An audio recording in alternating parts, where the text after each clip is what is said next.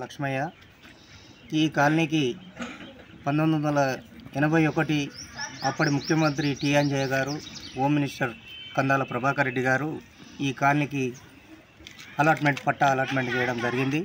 అప్పటి నుండి నేను దీనికి సర్వే చేసి లేఅవుట్ కడీలు మొత్తం ప్లాట్ చేసినప్పటి నుండి నేను స్థానికంగా ఉన్నా. ఎన్నో ప్రభుత్వాలు మారినాయి కానీ మా సమస్యలు మాత్రం అప్పుడు ఎట్లా ఉందో ఇంకా బాగుండే. ఇప్పుడు అంతా కన్నా అధ్వానంగా తయారైంది కాబట్టి ఈ పోరాటం చేయడానికి మేము నిర్ణయించాం. ఇంటింటికి 2000 లీటర్లు నీళ్ళు ఇస్తామన్నారు గత ప్రభుత్వంలో. మాకు 200 నీళ్ళు కూడా గతలేవు.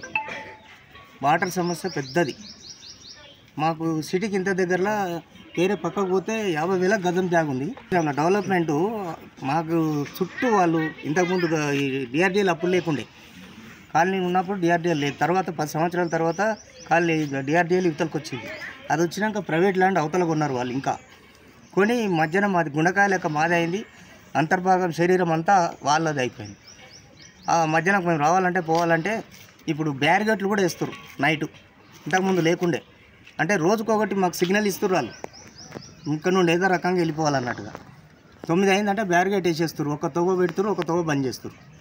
అటువంటి ప్రాబ్లమ్స్ ఉన్నాయి. మాకు ఈ ప్రాబ్లమ్స్ సాల్వ్ కావాలని మేము డిమాండ్ చేస్తున్నాం. ఈరోజు రోషందౌల కాలనీలో పూర్తిగా బలహీన వర్గాలు నివసించే ఈ ప్రాంతం 1981లో అప్పటి ప్రభుత్వం 15 ఎకరాల ప్రభుత్వ స్థలంలో 9/10 సర్వే నెంబర్లో 650 పట్టాలు లేఅవుట్ చేసి ఇష్యూ చేయడం జరిగింది. ఈ ప్రాంతంలో 4 దశాబ్దాల నుంచి బలహీన వర్గాల ప్రజలు నివసిస్తున్న హైదరాబాద్ మహానగరంలో ఉన్నప్పటికీ ఇక్కడ మౌలిక సదుపాయాలు లేకపోవడం అత్యంత బాధాకరమైన విషయం. కాలనీ ఏర్పడిన తర్వాతకి రక్షణ శాఖ సంస్థలు ఈ ప్రాంతంలో వెలిసి చుట్టుపక్కల ఉన్నటువంటి ప్రైవేట్ ల్యాండ్స్ని ఆక్యుపై చేసి ఈ ప్రాంతాన్ని కూడా భద్రతా కారణాల వల్ల ఆక్యుపై చేసుకోవాలని చెప్పేసి 2004 నుంచి ప్రయత్నాలు చేస్తూ రాష్ట్ర ప్రభుత్వ అధికారులతోనే రాష్ట్ర ప్రభుత్వంతో చర్చలు జరుపుతూ వస్తున్నారు. ఇటు విషయమై పలుమార్లు మరి రాష్ట్ర ప్రభుత్వానికి డబ్బులు డిపాజిట్ చేసినప్పటికీ మరి కాలనీ తరలింపు ప్రక్రియను వేగవంతం చేయకపోగా మరి ఈ ప్రాంతంలో ఎటువంటి మౌలిక సదుపాయాలు కల్పించలేదు. దీన్ని దృష్టిలో పెట్టుకొని గతంలో జిహెచ్ఎంసీ ఎలక్షన్లో 2015 సంవత్సరంలో ఎలక్షన్స్ బైకాట్ చేసి మా నిరసనను వ్యక్తం చేసిన అప్పుడు జిల్లా కలెక్టర్, ఆర్డీఓ, ఎంఆర్ఓ గారు వచ్చి ఇక్కడికి సమస్య పరిష్కారం చేస్తామని స్పష్టమైన హామీ ఇచ్చి ఇప్పుడు దశాబ్ద కాలం అవుతున్నా ఇప్పటికి కూడా సమస్య పరిష్కారం చేయలేదు. కాబట్టి నెలన్నర ప్రాంతం పార్లమెంట్ ఎలక్షన్స్కి ఉంది. కాబట్టి మల్కాజ్గిరి ప్రాంతంలో గతంలో మరి రేవంత్ రెడ్డి గారిని ఇక్కడ మేము ఓట్లేసి గెలిపించినాం. డిఫెన్స్ కమిటీలో మెంబర్గా ఉన్నారు. గత ప్రభుత్వంలో బంగారు తెలంగాణలో మాకు ఎటువంటి న్యాయం జరగలేదు. ఈ ప్రజాపాలనలో అయినా కనీసం న్యాయం జరగాలి. ఈ నెలన్నర టైంలో ప్రభుత్వం కానీ ప్రభుత్వ అధికారులు కానీ ఇక్కడికి వచ్చి స్పష్టమైన హామీ ఇస్తే తప్ప ఎలక్షన్లో ఓటు వేసేది లేదు.